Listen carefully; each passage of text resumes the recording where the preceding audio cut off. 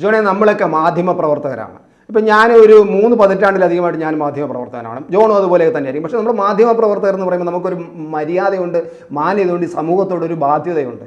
പക്ഷേ ഇപ്പോൾ കുറേ മാധ്യമ പ്രവർത്തകർ പറഞ്ഞ് ഞാനത് പറയുമ്പോൾ, കാരണം ഞാൻ ഒത്തിരി പഴയ മാധ്യമ പ്രവർത്തനമാണ്, ചിലപ്പോൾ എനിക്ക് കുറച്ചൊരു വികാരം വരും. ഈ ഞാൻ വാക്ക് പറഞ്ഞല്ലോ, എനിക്ക് വല്ലാതെ കുറേ വാക്കുകൾ വരുന്നുണ്ട്. കുറേ എണ്ണം ഇറങ്ങിയിട്ടുണ്ട് മാധ്യമ പ്രവർത്തകരാണെന്ന് പറഞ്ഞുകൊണ്ട്. സത്യം പറഞ്ഞാൽ മാധ്യമ ലോകത്തെ തന്നെ നാണിപ്പിക്കുന്നവരും. നമുക്ക് നാളെ ഒരു മാധ്യമ പ്രവർത്തനം പറയാൻ പറ്റാത്ത നാണം തോന്നുന്ന ചില കാര്യങ്ങളാണ്. ഞാനിത് പറയാൻ കാരണം, ഇന്ന് ഫേസ്ബുക്കിലൊരു വീഡിയോ വരുന്നു കേട്ടോ. നമ്മുടെ ശിരൂരിൽ നടന്ന ആ അപകടവും അർജുനെ കണ്ടെത്താൻ വേണ്ടി നമ്മൾ നടത്തുന്ന പരിശ്രമവും അവിടുത്തെ ഗവൺമെൻറ് നടത്തുന്ന പരിശ്രമവും ഒക്കെ നടക്കുമ്പോൾ ഒരു മാധ്യമ പ്രവർത്തക എന്ന് പറഞ്ഞൊരു ശായനം വന്ന് നിന്നിട്ട് ആ അർജുൻ്റെ വീട്ടിൽ പോയിട്ടൊരു വീഡിയോ എടുത്തിട്ടുണ്ട്. ഞാനത് നമ്മുടെ പ്രേക്ഷകർക്ക് വേണ്ടി ഒന്ന് പ്ലേ ചെയ്യാം, എന്നിട്ട് സംസാരിക്കുന്നതായിരിക്കും നല്ലത്. പപ്പ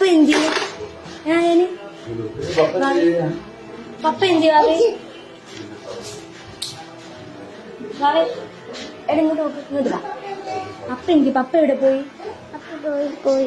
പപ്പ ലോറി പോയോ? എവിടെ പോയതാ? പപ്പ ലോറി പോയോ? ലോറി വരുമോ? ഇനി ലോറി വരുമോ? മോൻ ലോറി കയറിയോ?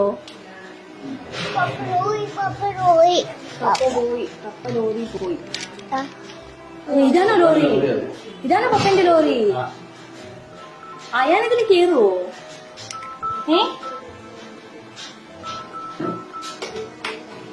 അയന് പപ്പന്റെ ലോറി ഞാൻ എടുത്തോട്ടെ? മണ്ണ് പോരാൻ പറ്റുമോ? ലോറിയിൽ മണ്ണെടുക്കാൻ പറ്റുമോ? അപ്പോൾ ജോണെ എന്ത് പറയുന്നു? ബാക്കിയൊക്കെ ഞാൻ പിന്നെ പറയാം. അതായത് ഈ മാധ്യമപ്രവർത്തക കാണിച്ചത് യഥാർത്ഥത്തിൽ ശുദ്ധ മര്യാദകേടാണ്. ഇവർക്കെതിരെ കേസെടുക്കണം. ഈ കുഞ്ഞിനെ ഇങ്ങനെ വന്നിട്ട് ഈ മൈക്ക് തൂക്കി ആ കുഞ്ഞിൻ്റെ മുമ്പിലേക്ക് ചെന്നിട്ട്, അത്രയും വിഷമിച്ചിരിക്കുന്ന വീട്ടുകാരുടെ മുമ്പിലേക്ക് ചെന്നിട്ട് ആ കുഞ്ഞിനെ പോലും വെറുതെ വിടാത്ത ഈ മാധ്യമപ്രവർത്തകർ എന്ത് തരം മാധ്യമപ്രവർത്തനമാണ് പഠിച്ചിരിക്കുന്നത് നമുക്കറിയത്തില്ല. ഒരുപക്ഷെ ഇപ്പോഴെങ്ങാനും ജോലിക്ക് കയറിയ ഒരാളായിരിക്കാം. എന്ത് തന്നെ ആയാലും ഇവർ കാണിച്ചത് ശുദ്ധ മര്യാദകേടാണ്. ഇവർക്കെതിരെ കേസെടുക്കണം, ഇവരെ അകത്താക്കണം എന്നുള്ളതാണ് ആദ്യം പറയാനുള്ളത്. രണ്ടാമത്, ഇവർ ഈ കുഞ്ഞിൻ്റെ അടുത്തേക്ക് എന്നിട്ട് ഒന്ന് ആലോചിച്ച് നോക്കുക, ആ കുഞ്ഞിനുണ്ടാകുന്ന, ഇപ്പം അവനത് അറിയത്തില്ലെങ്കിൽ പോലും പിന്നീട് ആ കുഞ്ഞിന് ഈ വീഡിയോ കാണും തോറും ഉണ്ടാകുന്ന ഒരു മാനസിക ആഘാതമുണ്ട്. അതിനെക്കുറിച്ച് പോലും മനസ്സിലാക്കാതെയാണ് പപ്പ എവിടെ പോയതാ, പപ്പ ജോലിക്ക് പോയോ, പപ്പയുടെ ലോറി എന്തിയെ, പപ്പ മണ്ണ് വാരുമോ എന്നൊക്കെ ചോദിക്കുന്ന ഇത്ര ക്രൂരമാണ് ആ മനസ്സെന്നുള്ള ആലോചിച്ച് നോക്കണം. നമ്മളൊരു അത്തരം ഒരു സാഹചര്യം അഭിമുഖീകരിക്കുന്ന ഒരു വീട്ടിലേക്ക് എന്നിട്ട് മുതിർന്നവരോട് ചോദിക്കും, ഓക്കെ അത് അങ്ങനെ ആയിക്കോട്ടെ, അവരോട് ആ അപകടം നടന്ന സമയം മുതൽ മാധ്യമപ്രവർത്തകർ ചോദിക്കുന്നുണ്ട്. പക്ഷേ കുഞ്ഞിനെ പോലും വെറുതെ വിടാത്ത, ഒരു പിഞ്ചു കുഞ്ഞിനെ പോലും വെറുതെ വിടാത്ത മനസ്സ്, അതിനെ നമ്മൾ ഏത് തരത്തിലാണ് അങ്ങനെയുള്ള മനസ്സുള്ള ആളുകളെ മാധ്യമപ്രവർത്തകരും നമുക്ക് വിളിക്കാൻ പറ്റുന്നത് എന്നുള്ളതാണ് നമ്മൾ ആലോചിക്കേണ്ടത്. അത് ഇങ്ങനെ എവിടുന്നാണ് ഇതൊക്കെ പഠിച്ചിട്ട് വരുന്നത്? ഇത് ആര് പറഞ്ഞിട്ടാണ് ഇങ്ങനെയൊക്കെ ചെയ്യുന്നത്? ഈ ചാനലിന്റെ റേറ്റിംഗ് കൂട്ടാൻ വേണ്ടിയിട്ട് എന്ത് തെമ്മാടിത്തരവും കാണിക്കുക എന്ന് പറയുന്നതൊന്നും അംഗീകരിച്ചു കൊടുക്കാൻ പറ്റുന്ന കാര്യങ്ങളല്ല. അതെ അതെ അതെ, അതൊരു മര്യാദകേടാണ്. ഞാൻ ഒരു കമന്റും കൂടെ ഈ ഇതിന്റെ താഴെ വന്നൊരു കമന്റും കൂടെ ഞാൻ പറയാം. ഇങ്ങനെയാണ് ഈ ഡാഷ് മോളെ ഒരു വീട്ടിൽ ചെന്ന് പെരുമാറേണ്ടത്. കമന്റാണ്. സത്യത്തിൽ ആ കമന്റ് ചെയ്തവനെ ഇപ്പം എൻ്റെ കൈ കിട്ടുമെങ്കിൽ ഞാനൊന്ന് കെട്ടിപ്പിടിച്ച് ഉമ്മ കൊടുക്കും. കാരണം ഒരു മാധ്യമ പ്രവർത്തക ഇങ്ങനെയല്ല ചെയ്യേണ്ടത്. അപ്പം ഞാൻ ഒരുപാട് കാര്യങ്ങൾ പറയണമെന്ന് പറയാം. ജോണെന്ന് പറഞ്ഞോ, ജോൺ കാര്യങ്ങൾ പറയാം. അതായത് മനസ്സിലാക്കേണ്ട ഒരു കാര്യം, ഒരു മാധ്യമ പ്രവർത്തകനും പ്രവർത്തകയ്ക്കും പ്രത്യേക സവിശേഷ അധികാരമൊന്നുമില്ല. ഒരാളുടെ ബൈറ്റ് എടുക്കണമെങ്കിൽ പോലും നമ്മൾ ആ ആളുടെ, അതായത് ഒരാളുടെ സ്വകാര്യതയിലേക്കും കടന്നു കയറാൻ ഇപ്പോഴത്തെ പ്രവണത എന്താ? ആ ആളുകളുടെ സ്വകാര്യതയിലേക്ക് കടന്നു കയറുകയാണ്. അങ്ങനെ സ്വകാര്യതയിലേക്ക് കടന്നു കയറാൻ ആർക്കും അവകാശമില്ല. മാധ്യമ പ്രവർത്തകരാണ് എന്നുള്ളത് കൊണ്ട് പ്രത്യേക പ്രിവിലേജ് ഒന്നും ഈ മാധ്യമപ്രവർത്തകർക്കൊന്നുമില്ല. എല്ലാവരെയും പോലെ തന്നെയാണ്, അവരുടെ ജോലി അവർ ചെയ്യുന്നു, അതിൻ്റെ ഭാഗമായിട്ട് ചില കാര്യങ്ങൾ ചെയ്യുന്നു എന്നുള്ളതല്ലാതെ അതിനപ്പുറത്തേക്ക് പോകുമ്പോഴാണ് നമുക്ക് മനുഷ്യന് കോമൺ സെൻസ് എന്നൊക്കെ പറയുന്ന ഒരു സാധനമുണ്ട്, അല്ലെങ്കിൽ സാമാന്യ മര്യാദ എന്ന് പറയുന്ന കാര്യമുണ്ട്. ഇതൊക്കെ നഷ്ടപ്പെട്ടു പോകുമ്പോഴാണ് ഇങ്ങനെയുള്ള മാധ്യമ പ്രവർത്തകർ രംഗപ്രവേശം ചെയ്യുന്നത്. ആലോചിച്ചൊക്കെ അവരൊരു സ്ത്രീയാണ്, ഒരു യുവതിയാണ്. അപ്പോൾ ഒരു കുഞ്ഞിനോട് എങ്ങനെ പെരുമാറണം? ഇത്തരം ഒരു ദുരന്തത്തെ അഭിമുഖീകരിക്കുന്ന ഒരു വീട്ടിൽ ചെന്നിട്ട്, ആ വീട്ടിലെ അന്തരീക്ഷം, എന്തോ ഒരു കല്യാണത്തിന് ചെന്നിട്ട് അവിടെ ചോദ്യം ചോദിക്കുന്നത് പോലെ, അല്ലെങ്കിൽ ഒരു നമ്മളൊക്കെ സാധാരണ ബന്ധു വീട്ടിൽ ചെന്നിട്ട് ബന്ധുക്കളായ കുഞ്ഞുങ്ങളുടെ അടുത്ത് ചോദിക്കുമല്ലോ ഇങ്ങനെയൊക്കെയുള്ള കുശലാന്വേഷണം കുഞ്ഞുങ്ങളോട് എന്ന് പറയുന്നത് പോലെ ആ കുശലം അന്വേഷിക്കാൻ. അപ്പോൾ ആ മാധ്യമപ്രവർത്തകരുടെ മനസ്സ് എന്ന് പറയുന്നത് നേരത്തെ ചേട്ടൻ പറഞ്ഞ പോലെ സാമൂഹിക പ്രതിബദ്ധതയൊന്നും ഇല്ല. എങ്ങനെയും ജോലി ചെയ്യണം, അതിന് കാശ് വാങ്ങിക്കണം എന്നുള്ള റീച്ച് ഉണ്ടാക്കണം. അതായത് ഇവിടെ കിടമത്സരമാണല്ലോ, ചാനലുകൾ തമ്മിൽ കിടമത്സരമാണ്. അപ്പോൾ ഈ മത്സരത്തിന് റേറ്റിംഗ് ഉണ്ടാക്കുക, റേറ്റിംഗ് ഉണ്ടാക്കുക, അതാണ് ഏറ്റവും പ്രധാനപ്പെട്ട. ആ റേറ്റിങ്ങിന് വേണ്ടിയിട്ട് എങ്ങനെയും താഴുക എന്നുള്ളതാണ് യഥാർത്ഥത്തിൽ ആ മാധ്യമപ്രവർത്തകർ ചെയ്തിരിക്കുന്നത്. അങ്ങനെ താഴാൻ പാടുണ്ടോ എന്നുള്ളത് അവർ മനസ്സിലാക്കേണ്ട കാര്യമാണ്. ഈ സമൂഹം മുഴുവൻ അവർക്കെതിരെ നിൽക്കുന്നത് എന്തുകൊണ്ടാണ്, ഒരാൾ പോലും അവർക്ക് അനുകൂലമായിട്ട് പറയാത്തത് എന്താണെന്നുള്ളത് ഇനിയെങ്കിലും അവർ മനസ്സിലാക്കണം.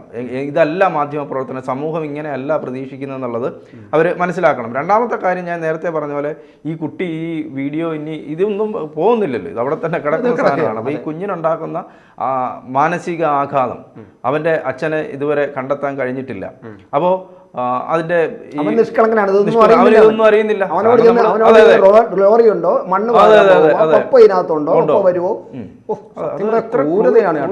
മനസ്സിൽ വല്ലാത്ത ക്രൂരതയുള്ള ആളുകൾക്കല്ലാതെ എനിക്ക് തോന്നുന്നു ക്രൂരത ഈ നമ്മള് ബോൺ ക്രിമിനൽസ് പോലും ഇങ്ങനെ ചെയ്യുമെന്ന് എനിക്ക് തോന്നുന്നില്ല. ഈ തരത്തിൽ പെരുമാറുമെന്നൊന്നുമില്ല. ഒരു വീട്ടിൽ ചെന്നാൽ, ഒരു ദുരന്ത മുഖം അഭിമുഖീകരിക്കുന്ന ഒരു വീട്ടിൽ ചെല്ലുമ്പോൾ എങ്ങനെ പെരുമാറണം എന്നുള്ളത് ഇവരെന്നല്ല, നമ്മൾ ഈ ശിരൂരിലെ അപകടം ഉണ്ടായതിനു ശേഷം കാണുന്നത് മുഴുവൻ ഇത്തരത്തിൽ ആ വീട്ടിൽ കയറി നിരങ്ങുന്ന മാധ്യമപ്രവർത്തകർ, ചാനൽ പ്രവർത്തകരെയാണ്. ഈ മൈക്കുമായിട്ട് കയറുന്ന അത് അവരെ കൃത്യമായി ഒന്നിൽ ഈ വീട്ടുകാരെ തന്നെ പുറത്താക്കേണ്ടതായിരുന്നു. അക്കാര്യത്തിലാണ് നമ്മൾ മറ്റേ ഒരു വിവാദമുണ്ടാക്കിയ ഒരു ഡാൻസ് ടീച്ചർ ഉണ്ടല്ലോ, അവർ അടിച്ചു പുറത്താക്കി. അപ്പോൾ ബാക്കി അവരുടെ കാര്യങ്ങളിലൊക്കെ നമുക്ക് വിയോജിപ്പുണ്ടെങ്കിൽ പോലും അവർ അടിച്ചു അപ്പോൾ എന്തുകൊണ്ടാണ് ഇങ്ങനെ സംഭവിക്കുന്നത്? മാധ്യമപ്രവർത്തകരെ മുഴുവൻ നാണം കെടുത്തുന്ന തരത്തിലേക്ക് ഈ യുവതി കാട്ടിക്കൂട്ടിയ ഈ കോപ്രായം ഇതൊരിക്കലും നമുക്ക് അംഗീകരിക്കാം. ഇവർക്ക് കൃത്യമായി ഇവർക്കെതിരെ കേസെടുക്കുക എന്നുള്ളതാണ്. ഇവർക്കെതിരെ കേസെടുക്കണം, ബാലാവകാശ കമ്മീഷൻ കേസെടുക്കുക എന്നുള്ളതാണ് പ്രധാനപ്പെട്ട കാര്യം. അതാണ് ആദ്യം ചെയ്യുന്നത്. അതെ. ഒരാൾ നമ്മൾ നേരത്തെ പറഞ്ഞ പോലെ ഈ പറഞ്ഞതുപോലെ ബൈറ്റ് എടുക്കുക, ഒരാളുടെ ബൈറ്റ് എടുക്കുന്നു, ആ ബൈറ്റ് എടുക്കണമെങ്കിൽ പോലും അയാളുടെ അനുവാദം വാങ്ങിക്കട്ടെ. ചാനലിൽ മുഖം കാണിക്കാൻ താല്പര്യമുള്ള ഒരുപാട് പേര് ഉണ്ടാവും. അത് ചില പ്രശ്നാധിഷ്ഠിതമാണ്.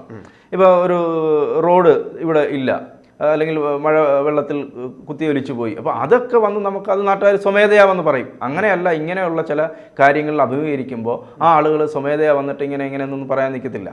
അപ്പോൾ അവരോട് അനുവാദം ചോദിച്ചിട്ട് അത് ആ രീതിയിൽ തന്നെയാണ് അത്തരം ബൈറ്റൊക്കെ എടുക്കേണ്ടത്. അതിനൊക്കെ ഉള്ള ഒരു മര്യാദ, ഇവരെ ആരാണ് ഈ പഠിപ്പിച്ചു വിട്ടിരിക്കുന്നതെന്ന് നമുക്കറിയത്തില്ല. ഇത്തരം മര്യാദയില്ലാത്ത സമീപനമുള്ള, അല്ലെങ്കിൽ ഇവർ ഈ പണി അവസാനിപ്പിക്കുക എന്നുള്ളതാണ്. വേറെ ജോലിയുണ്ട്, അതിന് പോകുക. കാരണം മാധ്യമപ്രവർത്തകരെ നാണിപ്പിക്കാൻ മുട്ടിക്കുന്ന ഒരു പ്രവർത്തനം നടത്താൻ നോക്കില്ല. എനിക്ക് തോന്നുന്നത് ഒരുപാട് വിമർശനങ്ങൾ മാധ്യമപ്രവർത്തകർക്കെതിരെ ഉണ്ട്. പക്ഷേ ഇത് ഇത്രയും ഈ തരത്തിൽ തരം താണ ഒരു പരിപാടി, അല്ലെങ്കിൽ തരം താണ പ്രവൃത്തി ആദ്യമായാണ് നമ്മൾ പോലും ലജ്ജിക്കുക. ആദ്യമായിട്ടല്ല ജോണേ, ഞാൻ ഇടയ്ക്കൊന്ന് പറഞ്ഞോട്ടെ. അതെ, ഇതിന് മുമ്പ്, അതായത് നമ്മുടെ ഇപ്പോഴത്തെ ഒരു മാധ്യമത്തില് ഒരു പ്രമുഖമായ കേരളത്തിലെ ഒരു ഏറ്റവും പ്രമുഖമായ മാധ്യമം, ആ മാധ്യമത്തില് ഇപ്പോൾ അവിടുത്തെ ഏറ്റവും ഉന്നതമായ പദവിയിലിരിക്കുന്ന ഒരു വനിത അന്ന് ഇതുപോലെ റിപ്പോർട്ടറായിട്ട് വന്നതാണ്.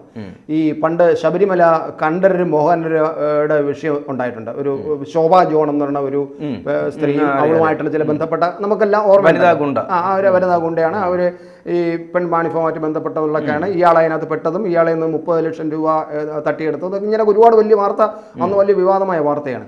ആ വാർത്ത നടക്കുമ്പോൾ ഈ ശോഭ ജോണിനെ പോലീസ് അറസ്റ്റ് ചെയ്തുകൊണ്ട് പോകുന്നുണ്ട്. അപ്പോൾ പോലീസ് അറസ്റ്റ് ചെയ്തുകൊണ്ട് പോയതിനു ശേഷം ഈ ശോഭ ജോണിൻ്റെ ഫ്ലാറ്റ് തിരുവനന്തപുരത്ത് മുക്കോലം എന്ന സ്ഥലത്താണ് അവരുടെ ഫ്ലാറ്റ് ഉണ്ടായിരുന്നത്, അവിടെയാണ് താമസിച്ചിരുന്നത്. അവിടെ ഇതുപോലെ ഇതേ പ്രായമുള്ള ഒരു കുഞ്ഞു മകളുണ്ടായിരുന്നു ഈ ശോഭ ജോണിന്.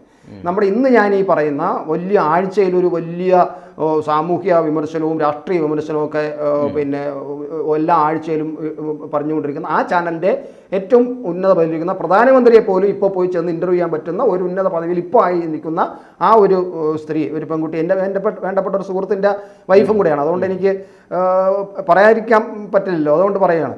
ഈ പെൺകുട്ടിയുടെ, അതായത് ശോഭ ജോണിൻ്റെ കുഞ്ഞിൻ്റെ അടുത്ത് പോയിട്ട് അമ്മ എന്ത് ചെയ്യുന്നു, അമ്മ എപ്പോഴൊക്കെയാണ് ഇവിടെ വരുന്നത്, അമ്മ വരുമ്പോൾ ആരെങ്കിലൊക്കെ കൂടെ വരുമോ, അമ്മ എന്തൊക്കെയാണ് ചെയ്യുന്നത്, ഈ കുഞ്ഞിനോട് ഇതുപോലെ ഇതേ പ്രായം നമ്മളിപ്പോൾ കാണുന്ന പ്രായത്തിലുള്ള ഒരു കുഞ്ഞിനോട് ചോദിച്ചതാണ്.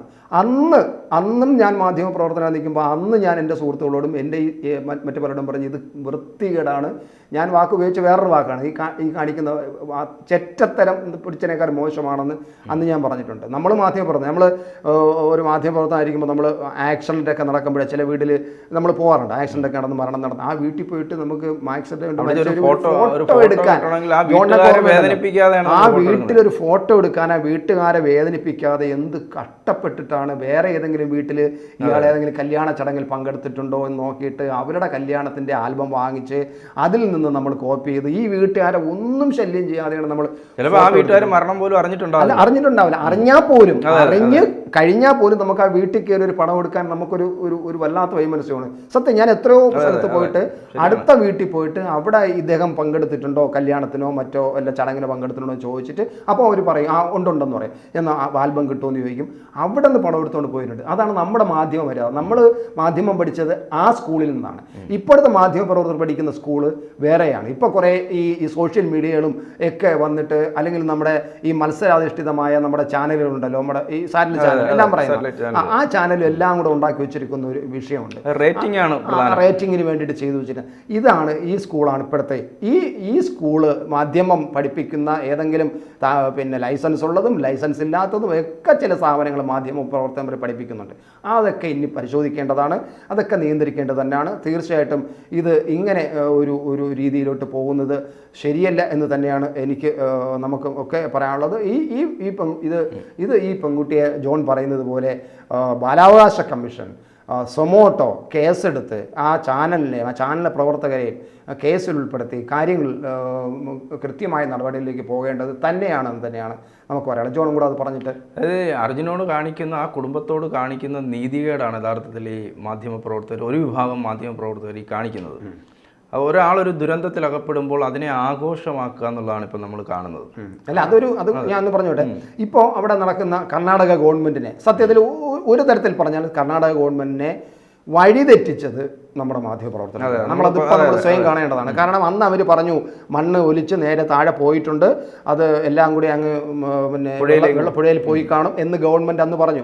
എന്നിട്ട് നമുക്ക് അത് നോക്കാം, അത് പരിശോധിക്കാമെന്ന് പറഞ്ഞപ്പോൾ ഇല്ല, ഇവിടെ മണ്ണിൻ്റെ അടിയിൽ തന്നെ ഇവിടെ ഉണ്ട്, മറ്റത് ചലിച്ചതാണ്, ഇത് കിട്ടിയതാണ്, അത് കിട്ടിയതാണ്, ഫോൺ ബെല്ലടിച്ചാണെന്ന് പറയും നമ്മുടെ മാധ്യമ പ്രവർത്തകരെല്ലാം കൂടെ. അവസാനം അവിടുത്തെ നമ്മുടെ എസ് പിയെ ഒരുപാട് വിമർശിച്ചെങ്കിൽ പോലും ആ എസ് പിക്ക് ഇറങ്ങി പോയിടാന്നും പറഞ്ഞ് മാധ്യമപ്രവർത്തകർ, പ്രത്യേകിച്ച് മലയാള മാധ്യമപ്രവർത്തകർ ഇറക്കി വിടേണ്ടി വന്നിട്ടുണ്ട്. അപ്പോൾ നമ്മൾ അതും കൂടെ ഈ വിഷയമായിട്ട് ബന്ധപ്പെടുമ്പോൾ അതും കൂടെ നമ്മൾ ചർച്ച ചെയ്യുകയും പരിശോധിക്കേണ്ടത് തന്നെയാണെന്നാണ് എനിക്ക് തോന്നുന്നത്. അതെ, നമ്മൾ കുറേ എനിക്ക് തോന്നുന്നു ഈ 10-12 ദിവസമായി ഈ ശിരൂരിലെ അപകടവും അതോടൊപ്പം തന്നെ ഈ മാധ്യമപ്രവർത്തകരുടെ ഒരു വിഭാഗം മാധ്യമപ്രവർത്തകർ ഈ കാട്ടിക്കൂട്ടുന്ന ഈ കോപ്രായങ്ങളും ഒക്കെ നമ്മൾ കണ്ടുകൊണ്ടിരിക്കുകയാണ്. അതുമൊക്കെ ചർച്ചയാകുന്നുണ്ട്, എന്നിട്ട് പോലും പഠിക്കുന്നില്ല എന്നുള്ളതാണ്. ഇത് ഒറ്റ കാര്യമുള്ളൂ, റേറ്റിംഗ്, എങ്ങനെയും റേറ്റിംഗ് കൂട്ടുക, എങ്ങനെയും മുൻനിരയിലേക്ക് വരിക, കാശുണ്ടാക്കുക എന്നുള്ളതല്ലാതെ മാധ്യമധർമ്മം എന്ന് പറയുന്ന ഒരു നമ്മളെന്തായാലും നമ്മുടെ ചാനൽ അത്തരം കാര്യങ്ങളിലും നമ്മൾ പോകുന്നില്ല. അങ്ങനെ ഒരു കാര്യം നമ്മളിൽ അങ്ങനെ ഉണ്ടായാൽ തന്നെ നമ്മളതിന് ജനങ്ങളുടെ മുമ്പിൽ ചെന്നിട്ട് നമ്മൾ അത് സമ്മതിക്കാനും തയ്യാറാണ്, പറ്റിപ്പോയതാണ് നമ്മൾ പറയാനും തയ്യാറാണ്. പക്ഷെ നമ്മൾ ഇതുവരെ അങ്ങനെയൊന്നും കാര്യങ്ങളൊന്നും ചെയ്യുന്നില്ല. നമ്മളിനി ചെയ്യാൻ നമ്മൾ ഉദ്ദേശിക്കുന്നുമില്ല. മാന്യമായിട്ട് മാധ്യമ പ്രവർത്തനം നടത്തുക എന്നുള്ളത് തന്നെയാണ് നമ്മളുടെ ഐഡിയ. അല്ലേ ജോണേ? അത്രയേ ഉള്ളൂ.